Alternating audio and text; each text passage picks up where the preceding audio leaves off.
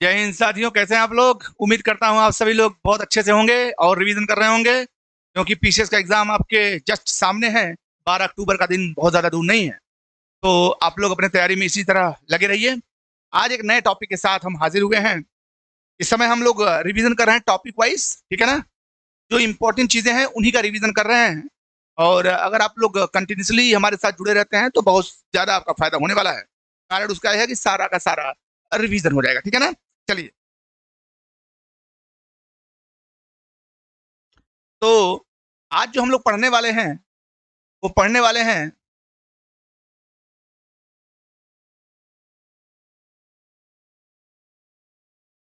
पढ़ने वाले हैं हम लोग आज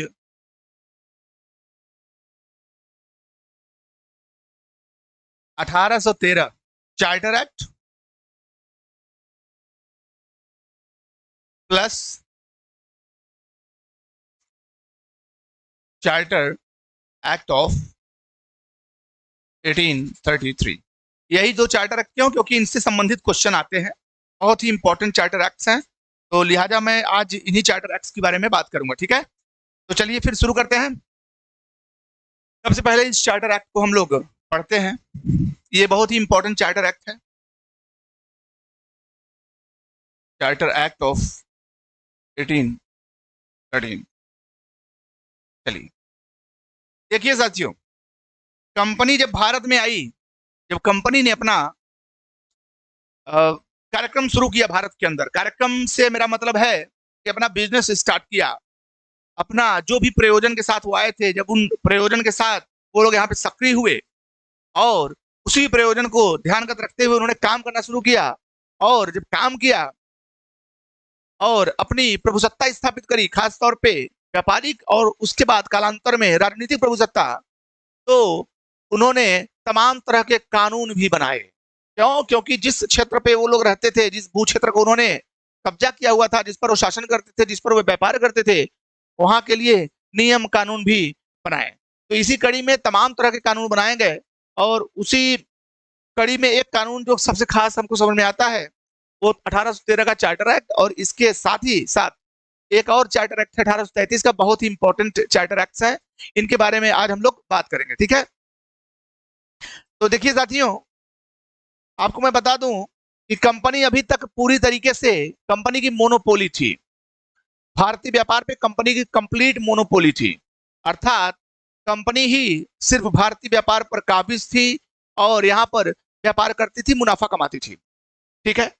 लेकिन दरअसल ब्रिटेन के अंदर की तत्कालीन परिस्थितियों ने भी कंपनी के ऊपर कुछ आफत ला दिया।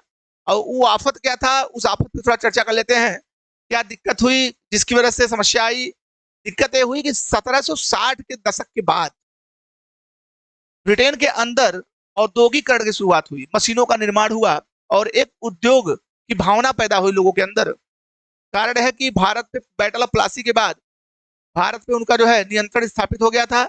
अब यहाँ से रॉ मटेरियल्स इजिली जो है ब्रिटेन पहुंचाया जा सकता था और प्रोडक्शन स्टार्ट किया जा सकता था। इसके अलावा उत्तरी अफ्रीका के देश भी जो है उस समय ब्रिटेन के कॉलोनी हुआ करते थे, लिहाजा वहां से भी रॉ मटेरियल्स उपलब्ध होता था। तो कुल मिला के औद्योगिकरण की शुरुआत बहुत अच्छी तरीके से हुई और उसी औद्योगिकरण ने ब्रिटेन की खासतौर पे सामाजिक दशा को परिवर्तित किया, वहां की सोच को परिवर्तित किया, लोगों के मनोभाव को परिवर्तित कर दिया। और इसका यह परिणाम हुआ कि लोगों के अंदर चेतना आई और लोगों ने कहा कि जिस प्रकार से कंपनी, और ये लोगों ने किससे कहा? लोगों ने कहा अपनी सरकार से कहा। लोगों ने किससे कहा? अपनी सरकार से कहा, ब्रिटेन की सरकार से। भाई ब्रिटेन की सरकार जो है लोगों के द्वारा तो चुनी जाती है। तो लोगों ने कहा कि आपने सारा का सारा एकाधिकार दे दिया है कंपनी को। कंपनी भारत के अंदर पूरा मोनोपोली अपना स्थापित कर ली है और वही व्यापार कर रही है, मुनाफा कमा रही है। जबकि ब्रिटेन की जनता की मदद से, उसके वोट से आप सरकार में आते हैं, कंपनी को आप ही रेगुलेट कर रहे हैं। तो ऐसा आप काम करिए कि कंपनी के एकाधिकार को समाप्त कर दीजिए। कंपनी के एकाधिकार को क्या करिए? समाप्त करिए। और इसी दबाव के फलस्वरूप, दबाव का कारण क्या था? इंग्लैंड के अंदर औद्योगिक क्रांति, मशीनों का निर्माण, ठीक है ना, मशीनीकरण हो रहा था उस समय, जिससे उद्योग धंधे स्थापित हुए। अब उद्योग धंधों से क्या हुआ? प्रोडक्शन स्टार्ट हुआ। प्रोडक्शन के लिए चाहिए क्या? Raw materials. रॉ मटेरियल्स वहां था नहीं। रॉ मटेरियल्स के लिए भारत जैसे जो है एक बड़े मार्केट की आवश्यकता थी, जहां पे संसाधन उपलब्ध है, प्राकृतिक संसाधन है, ठीक है ना, खनिज वगैरह है, तो यहाँ से ले जाया जाएगा, फिर वहां मशीनों के माध्यम से निर्माण होगा, फिर अंतिम उत्पाद फिर भारत के मार्केट में आके यहाँ अच्छे मुनाफा पर बेचा जाएगा। ये पूरा क्रियाविधि हुआ करती थी उस दौरान। लिहाजा ऐसी स्थिति में वहां की आम जनता ने अपनी सरकार के ऊपर दबाव बनाया कि कंपनी के एकाधिकार को खत्म कर दिया जाए, और तमाम ब्रिटेन के जो नागरिक हैं उनको भी परमिशन मिलनी चाहिए कि भारत के साथ वो व्यापार करे, और भी जो कंपनियां हैं छोटी मोटी उनको भी मौका मिलना चाहिए कि वो जाके भारत के साथ व्यापार करें। तो इसी दबाव के परिणाम स्वरूप ब्रिटिश ब्रिटिश गवर्नमेंट ने, खासतौर पर ब्रिटेन की सरकार ने एक नियम निकाला। उसने क्या किया? सरकार ने, जाकर लिख सकते हैं हम लोग,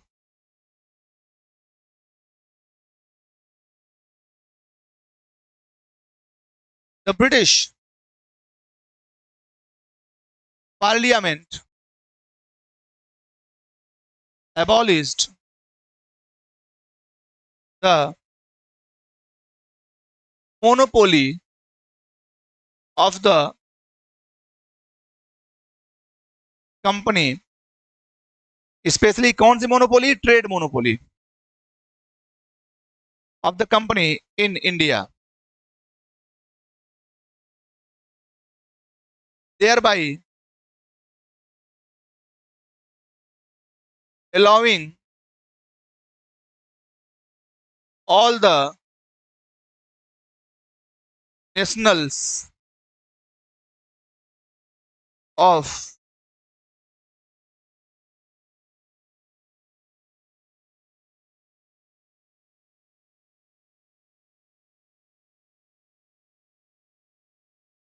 Britain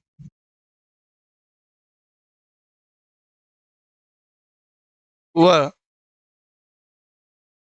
given a chance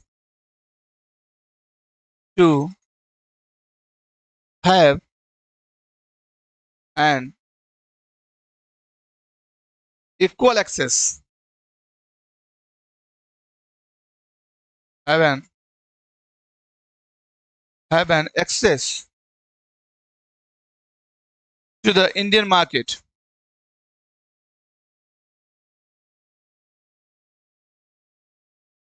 ध्यान दीजिएगा, इसने क्या काम किया? सबसे पहला काम किया, क्या काम किया भैया? इसने ये काम किया कि ब्रिटिश की पार्लियामेंट ने क्या काम किया? एबॉलिश कर दिया, खत्म कर दिया। क्या खत्म किया? मोनोपोली, ट्रेड मोनोपोली खत्म कर दिया भैया। ट्रेड मोनोपोली खत्म कर दिया। किसका? कंपनी का, ऑफ द कंपनी का ट्रेड मोनोपोली। मोनोपोली क्या होता है? मोनोपोली ये होता है एक छत्रराज, एकाधिकार, सिर्फ आप ही का अधिकार नहीं रहेगा। अब इससे पहले क्या होता था? कंपनी का ही अधिकार रहता था, मतलब only company was allowed to do business with India.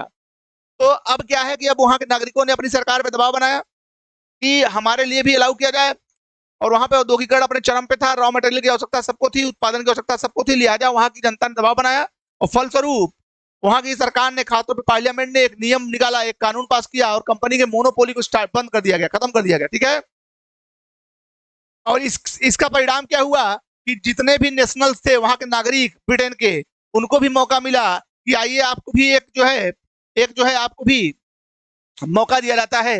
They were given a chance to have an access to the Indian market.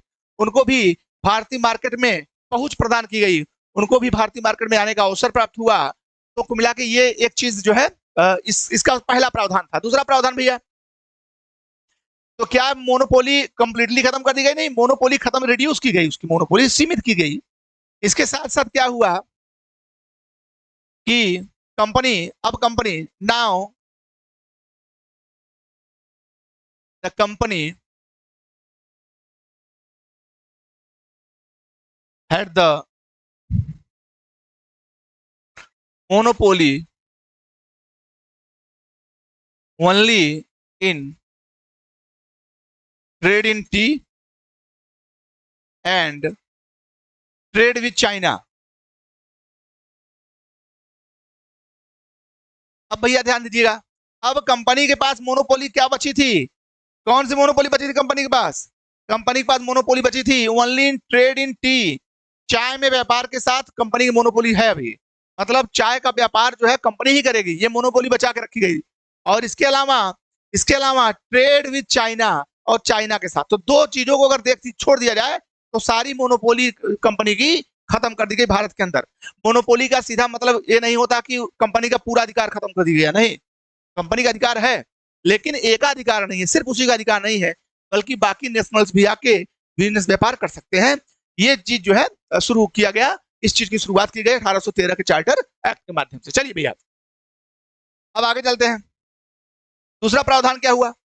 दूसरा प्रावधान यह हुआ कि अब चूंकि कंपनी ने एक सिग्निफिकेंट पोर्शन पे अपनी हुकूमत तैयार कर रखी थी, अपना एरिया बिल्ड कर रखा था, एक एरिया ऑफ इन्फ्लुएंस बना रखा था, लिहाजा उस एरिया विशेष में कंपनी ने तमाम तरह के सुधार करने की कोशिश करी। और कंपनी ने क्या कहा कि भारत को सबसे पहले क्या करना है, भारत की जनता को जागरूक करने की आवश्यकता है।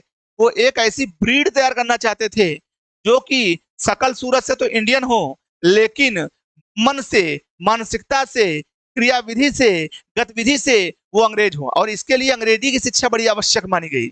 उन्होंने सोचा कि अगर हम यहाँ के लोगों को अंग्रेजी सिखा दें तो हम उनको इजिली जो है अपने अपने जो है विचार में उनको ढाल सकते हैं, उनको अपने मन से जो है काम करवा सकते हैं और वो हमारे हिसाब से चलेंगे। भाषा का बहुत बड़ा असर होता है, लिहाजा उन्होंने भाषा के लिए क्या प्रावधान किया कि अंग्रेजी की एजुकेशन जो है यहाँ पे दी जानी चाहिए। तो कुल मिला के वेस्टर्न एजुकेशन एक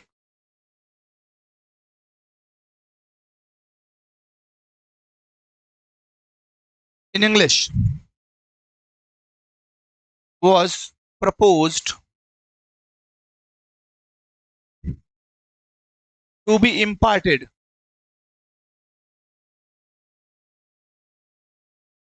in the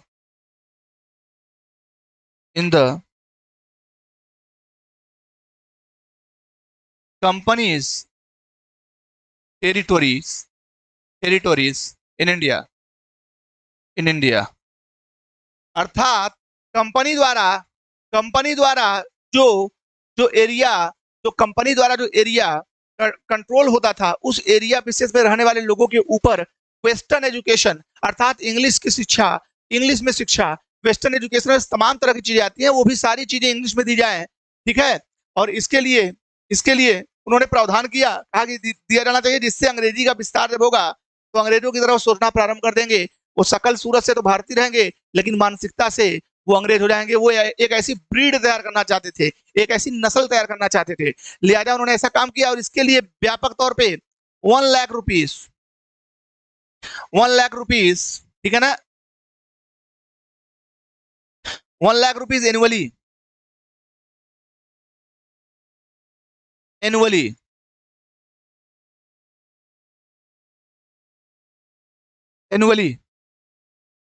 was proposed to be allocated, ठीक है। एनुअली कहा गया कि 1 लाख रुपए का प्रावधान किया जाना चाहिए। 1 लाख रुपया जो प्रावधान करेंगे हम, तो इसी 1 लाख रुपए की मदद से इसी वेस्टर्न एजुकेशन का विस्तार होगा, ठीक है। वेस्टर्न एजुकेशन का विस्तार होगा जिससे हम यहाँ के लोगों को ही आधुनिक शिक्षा देकर, पश्चिमी शिक्षा देकर उनके मन मस्तिष्क को परिवर्तित कर दें और अपने हित में उनका प्रयोग करें, ठीक है ना। भले ही वो शकल सूरत से भारतीय लगे लेकिन मानसिकता और मन से हमारे साथ रहें। तो इसीलिए उन्होंने वेस्टर्न एजुकेशन को वरीयता दी, 1 लाख रुपए का प्रावधान किया। हालांकि वो 1 लाख रुपए कभी आए नहीं और इन्होंने प्रावधान किया था कि सालाना 1 लाख रुपए खर्च किया जाए इस एजुकेशन के लिए। 1813 में 1 लाख रुपए मतलब बहुत हो गया भैया, ठीक है। तो कुल मिला के ये प्रावधान लागू नहीं हुआ क्योंकि कभी 1 लाख रुपए एलोकेट नहीं किए गए, हालांकि प्रस्ताव किया गया था, ठीक है। चलिए आगे वाला बिंदु देखते हैं। तो आगे वाला बिंदु क्या है भैया?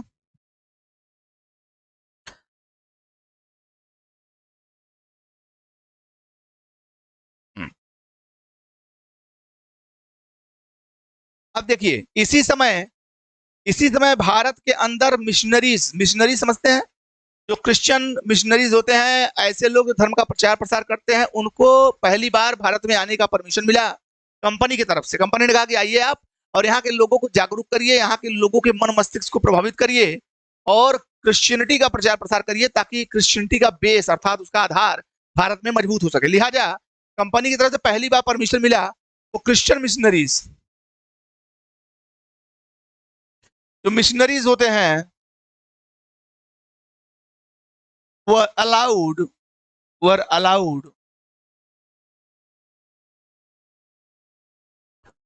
to come to India for the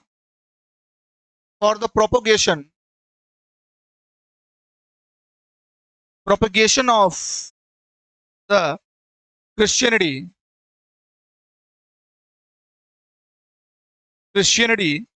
to enlighten people, enlighten the people. Okay? तो क्रिश्चियन मिशनरी को क्यों अलाउ किया गया? कहा गया कि जो क्रिश्चियन मिशनरीज हैं उनको परमिशन मिलनी चाहिए, जो ईसाई पादरी हैं, जो ईसाई पादरी हैं, जो ईसाई पादरी हैं, जो ईसाई पादरी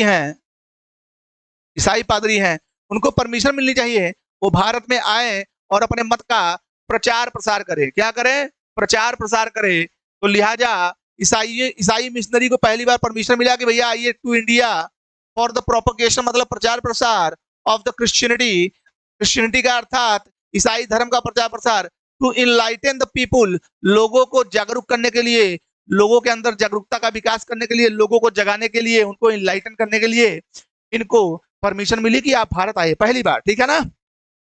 चलिए अगला प्रावधान क्या है इसी अधिनियम का? इसी अधिनियम का अगला प्रावधान भैया, अब पहली बार चूंकि मोनोपोली खत्म किया गया, तो कंपनी की मोनोपोली जब खत्म की गई तो उसमें एक चीज और किया गया। क्या किया गया भैया?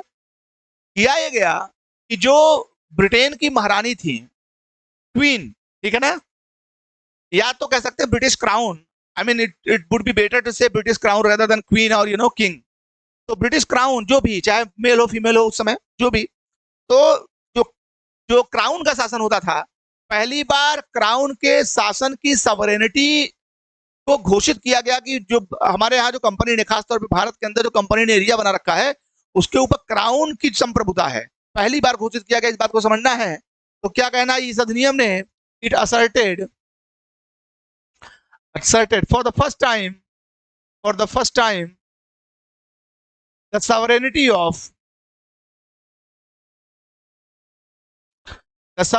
of the British Crown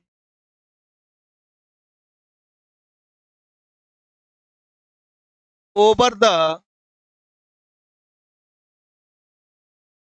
territories of the British India। ठीक है, पहली बार इसने क्या काम किया? इसने भैया क्या काम किया? पहली बार ये काम किया, पहली बार for the first time the sovereignty of the British crown over territories of the British India घोषित कर दिया, असर्ट कर दिया कि भैया ऐसा है कि आपकी जो एरिया है, आपका जो एरिया है, एरिया ऑफ इन्फ्लुएंस, उस पर अब ब्रिटेन की महारानी या ब्रिटेन के राजा का जो है वो संप्रभुत्व होगा, वही प्रभुत्व होगा, और वही संप्रभु इंटिटी है, वही संप्रभु व्यक्तित्व है जो कंपनी के एरिया विशेष पर अपना आधिपत्य रख सकता है। अर्थात पहली बार जो है असर्ट किया गया, घोषित किया गया, इसकी घोषणा की गई, इसका दावा किया गया कि जितनी भी क्षेत्र है कंपनी के भारत के अंदर, उन पर अब संप्रभुता किसकी होगी? वो ब्रिटिश क्राउन की होगी। ध्यान दीजिएगा, ब्रिटिश क्राउन की होगी। चलिए आगे। इसके अलावा एक और प्रावधान जो किया गया इसी अधिनियम के तहत, वो क्या किया गया भैया? इस अधिनियम ने लोकल गवर्नमेंट्स होती हैं, जिनको हम लोग बोलते हैं पंचायती राज या म्युनिसिपैलिटीज, आर्टिकल 243 सुने होंगे आप लोगों ने। और तो ये आर्टिकल्स आप लोगों ने सुने होंगे कि जो है ये जो हमारे यहाँ जो लोकल गवर्नमेंट होती हैं, ठीक ना, पंचायती राज और ये सारी चीजें, तो इस अधिनियम ने क्या काम किया? It empowered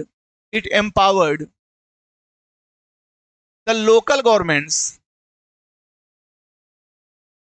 government to impose taxes on the local people, on the local people, and collect them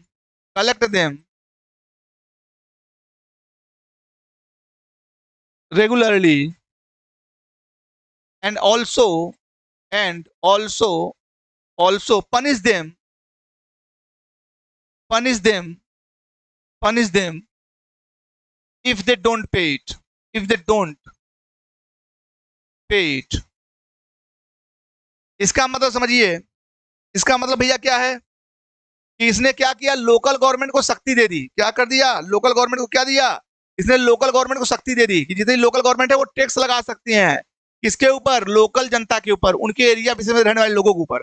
and collect them regularly, और उनको रेगुलर कलेक्ट करें, मतलब इकट्ठा करें, उनसे वसूलें।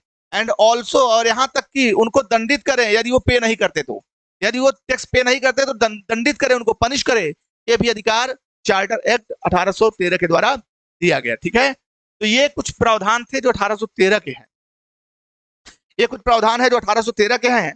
अब इसके बाद जो प्रावधान है वो 1833 वाला जो प्रावधान है उसको भी हम लोग आज देख लेते हैं। 1833 का जो प्रावधान है वो कैसा प्रावधान है वो भी हम लोग आज देख लेते हैं। चलिए भैया आगे चलते हैं।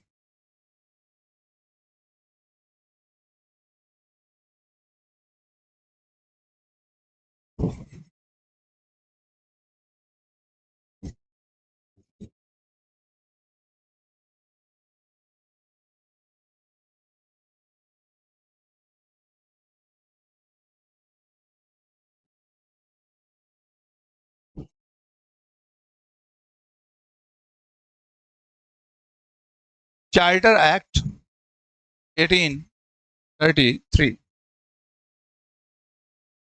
ये भी बहुत ही खास चार्टर एक्ट है, ध्यान दीजिएगा, बहुत ही खास चार्टर एक्ट है। इस चार्टर एक्ट में क्या क्या बातें हुई, इन तमाम चीजों पे हम लोग चर्चा करेंगे, और आगे की क्या स्थिति बनी इस पर भी हम लोग चर्चा करेंगे। तो देखिए, इस अधिनियम के तहत जो सबसे पहली बात हुई 1833, मतलब 20 साल के बाद, 13 के बाद 20 साल के बाद 1833 आया। उसका जो चार्टर अधिनियम है वो क्या कहता है, किन किन बातों का प्रावधान करता है, कौन कौन से नए प्रावधान करता है, इन तमाम चीजों पे हम लोग चर्चा करेंगे। तो पहला जो प्रावधान करता है ये क्या करता है, इस बात को हम लोग देखेंगे। तो पहला प्रावधान इसने क्या किया भैया, इसने जो बंगाल का गवर्नर था उसको भारत का गवर्नर जनरल बना दिया। जो बंगाल का गवर्नर जनरल हुआ करता था उसको क्या कर दिया, भारत का गवर्नर जनरल बना दिया गया कि अब वो भारत लेवल का गवर्नर जनरल होगा। बात समझ आ रही है? जी हाँ, मतलब अब उसको अपग्रेड कर दिया गया कि एक भारत का गवर्नर जनरल होगा, और जिसके माध्यम से पहली बार भारत सरकार का कॉन्सेप्ट आया। पहली बार भारत सरकार का कॉन्सेप्ट कब आया, 1833 के चार्टर एक्ट से, जब एक गवर्नर को पूरे भारत का गवर्नर जनरल नियुक्त किया गया, पूरे भारत का। और ऐसा पहला गवर्नर जनरल कौन था, लॉर्ड विलियम बेंटिक। ध्यान दीजिएगा, अभी लिखवाते हैं हम। तो ये पहले गवर्नर जनरल थे जो भारत के गवर्नर जनरल बने। ध्यान दीजिएगा, बंगाल का गवर्नर जनरल अलग है और ये अलग है, ये पूरे भारत के गवर्नर जनरल है। तो लिखिए, चलिए लिखवाते हैं। तो क्या लिखना है अपने को, the governor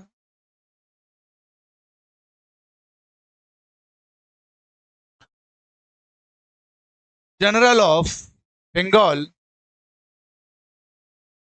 was made the or appointed was appointed as the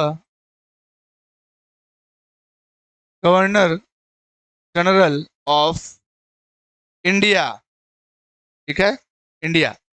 तो बंगाल के गवर्नर जनरल को क्या कर दिया गया, उसको बना दिया गया इंडिया गवर्नर जनरल। ठीक है, इसके अलावा भी आगे, such a first governor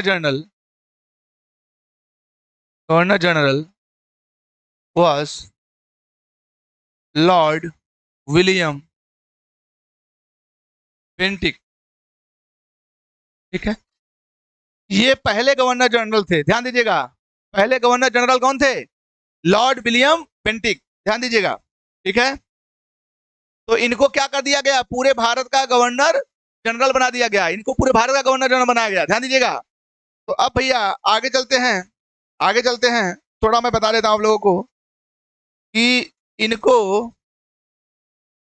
William पेंटिक साहब को, लॉर्ड विलियम पेंटिक साहब को भारत का पहला गवर्नर जनरल बनाया गया, गवर्नर जनरल बनाया गया पहला भारत का, ये भारत के पहले गवर्नर जनरल थे, ध्यान देना पहले, ठीक है ना, बंगाल की बात नहीं हो रही है, बंगाल के वॉरेन हेस्टिंग्स थे, ये भारत के पहले हैं। अब वही बंगाल के गवर्नर जनरल को भारत का एंटायर इंडिया का गवर्नर जनरल बना दिया गया। अब इसके अलावा भैया, इसके अलावा अब गवर्नर जनरल बना दिया गया, अब इसके अलावा क्या करना है, इसमें इसी गवर्नर जनरल में, इसी the governor general was given the power to make laws for the entire country। अब ये जो गवर्नर जनरल आया, ये पूरे देश के लिए इसको शक्ति दी गई कि पूरे देश के लिए आपको क्या करना है, कानून बनाना है, इसको शक्ति दे दी गई कि ये पूरे देश के लिए कानून बना सकता है। Law making power was transferred to the Governor General of India. Now he was empowered to make laws over the entire country। बात समझ आ रही है, लॉ मेकिंग प्रोसेस अब इसके हाथ में आ गई, अब ये पूरे लॉ मेकिंग को बना सकता है, कर सकता है, लॉ को बना सकता है, कानून बना सकता है, ये एकमात्र एंटिटी बना दिया गया इसको। तो ध्यान दीजिएगा, एकमात्र सक्षम अधिकारी था ये जो पूरे देश के लिए कानून बना सकता था। इसके अलावा भैया, इसके अलावा क्या स्थिति बनी, क्या स्थिति बनी, अब जो now the governors of Bombay and Madras were deprived of their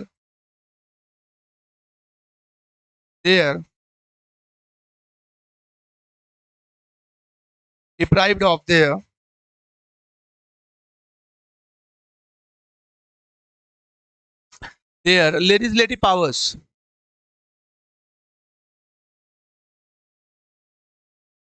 अब क्या स्थिति बनी भैया, स्थिति क्या बनी, ध्यान दीजिएगा।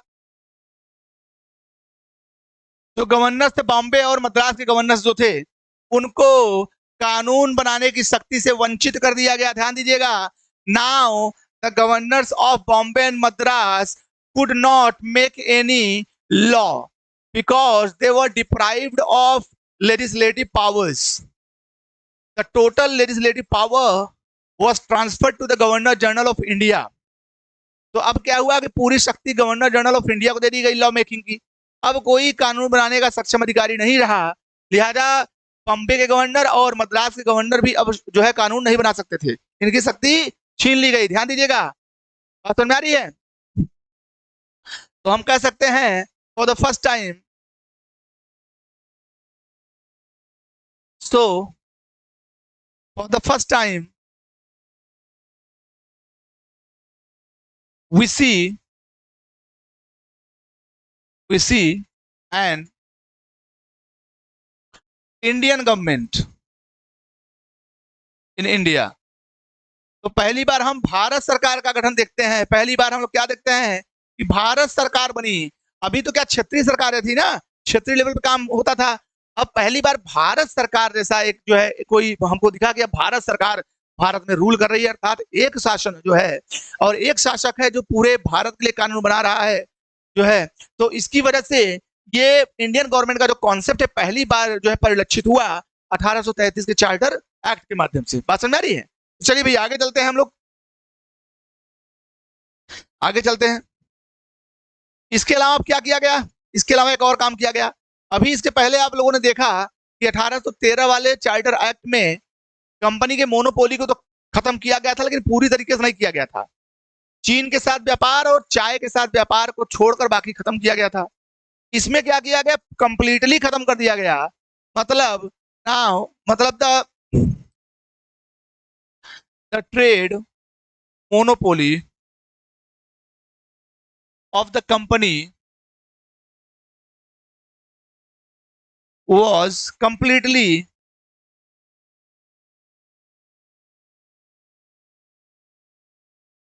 abolished, completely abolished, ठीक है ना, पूरी तरीके से खत्म कर दिया गया। ट्रेड मोनोपोली क्या हुआ, खत्म कर दिया गया, कंप्लीटली अबॉलिश हो गया, ध्यान दीजिएगा, ठीक है, कंप्लीटली अबॉलिश हो गया पूरी तरीके से। क्या लिखा है, कंप्लीटली अबॉलिश, पूरी तरीके से ट्रेड मोनोपोली खत्म कर दिया कंपनी का। इवन अब कंपनी चाय और चीन के साथ भी जो है एकाधिकार नहीं रख सकती, अब वो भी ट्रेड मोनोपोली कंप्लीटली खत्म कर दिया गया इनकी। मोनोपोली की बात हो रही है, ध्यान दीजिएगा, अधिकार की बात नहीं हो रही है, एकाधिकार की बात हो रही है, एकाधिकार खत्म किया गया। अब सारे लोग जो है चाय के साथ, चाय के व्यापार में आ सकते हैं, चीन के साथ व्यापार कर सकते हैं, सारे ब्रिटिश नेशनल्स, अब सिर्फ कंपनी नहीं करेगी, ठीक है ना। तो कुल मिला के इनके अधिकार को नहीं खत्म किया गया, बल्कि इनके एकाधिकार को खत्म किया गया, इस बात को जो है आपको समझना है। चलिए भैया आगे, अब देखिए आगे की स्थिति क्या बनती है। अब इसको now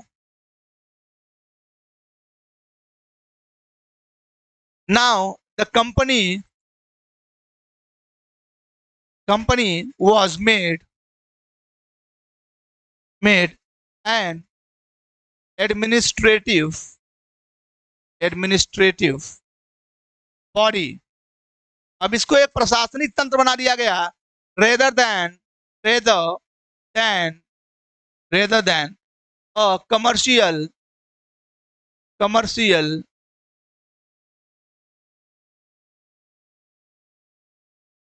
rather than a commercial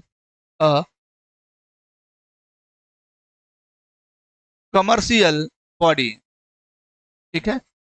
तो एक कमर्शियल बॉडी के बजाय इसको अब क्या किया गया भैया, इसको अब बना दिया गया, it was made an administrative body, इसको प्रशासनिक इकाई बना दिया गया, एक प्रशासनिक तंत्र बना दिया गया। कंपनी जो है अब कंपनी नहीं रही, यह कंपनी अब कंपनी नहीं रही, अब इसको क्या कर दिया गया, इसको कहा प्रशासन का काम देखेगी, व्यापार का काम नहीं देखेगी। बात समझ आ रही है। तो इस तरीके से कंपनी को एक प्रशासनिक तंत्र में तब्दील कर दिया गया, तो कंपनी के कमर्शियल स्टेटस पर अब खतरा मंडराने लगा। बात समझ आ रही है नहीं, एकाधिकार खत्म करने का सवाल जो है वो अपने आप में बहुत बड़ा सवाल है। अगर एकाधिकार खत्म हुआ जिसका मतलब है कहीं ना कहीं सरकार आपको नियंत्रित कर रही है, कंट्रोल कर रही है, ठीक है ना। और अभी यही हुआ, कमर्शियल स्टेटस इनका छीन लिया गया, कहा कि अब आप एक प्रशासनिक इकाई हैं, जैसे तमाम इकाइयां हैं वैसे आप भी हैं। आइए भी आगे चलते हैं। इसके अलावा क्या किया गया इसमें, इस अधिनियम में क्या किया गया,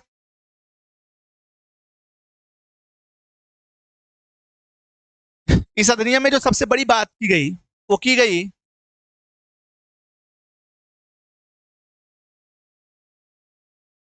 open competition. Open competition was provided for Indians also एक इनको प्रोवाइड किया गया ओपन कंपटीशन। ओपन कंपटीशन मतलब आप खुला प्रतिस्पर्धा है, आप बैठिए उसमें, लेकिन it could not be implemented, तो हालांकि it could not be implemented, दो हालांकि इसका इम्प्लीमेंटेशन नहीं हो पाया क्योंकि कोर्ट ऑफ डायरेक्टर्स ने विरोध कर दिया कि क्या कर रहे हैं आप। तो due to active oppose of court of directors, it was court of director board of control, it was basically rejected, it was suspended, it could not be implemented. तो ये जो है इम्प्लीमेंट नहीं हो पाया, ठीक है ना। लेकिन यह है कि ये प्रावधान आ गया था इसी में, इस बात को समझिए आप लोग, ठीक है। ये बहुत ही खास प्रावधान था। इसमें क्या था कि कोई भी व्यक्ति, कोई भी इंडियन को डिबार नहीं किया जाएगा, किसी भी भारतीय को क्या है, डिबार नहीं किया जाएगा, किसी भी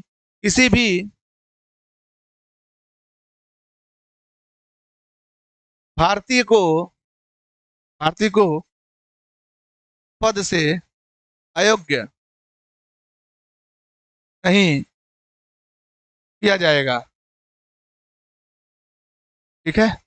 अर्थात कोई भारतीय है वो किसी भी पद पे जा सकता है, ये छूट दी गई, लेकिन इसका व्यापक तरीके से विरोध हुआ और ये लागू नहीं हो पाया।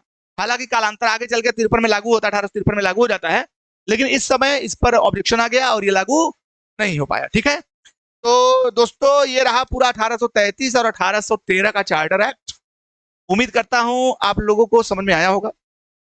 फिर भी अगर कोई दिक्कत, कोई परेशानी होती है समझने में, या किसी अन्य प्रकार की चीज, जैसे कोई क्वेश्चन आ गया आपके दिमाग में, तो आप बिल्कुल आप हमसे पूछ सकते हैं कमेंट के जरिए। इसी तरीके से आप हमारे वीडियोस को देखते रहें, प्यार सहयोग बनाएं, सब्सक्राइब करें, लाइक करें और इसी के साथ उत्साह के साथ पढ़ते रहें, रिवीजन करते रहें और एग्जाम को क्वालिफाई करें। प्यार सहयोग दोस्तों जरूर बनाएं जो है, और हमारे साथ ज्यादा से ज्यादा संख्या में जुड़े। मिलते हैं एक और नए सेशन के साथ, तब तक के लिए जय हिंद।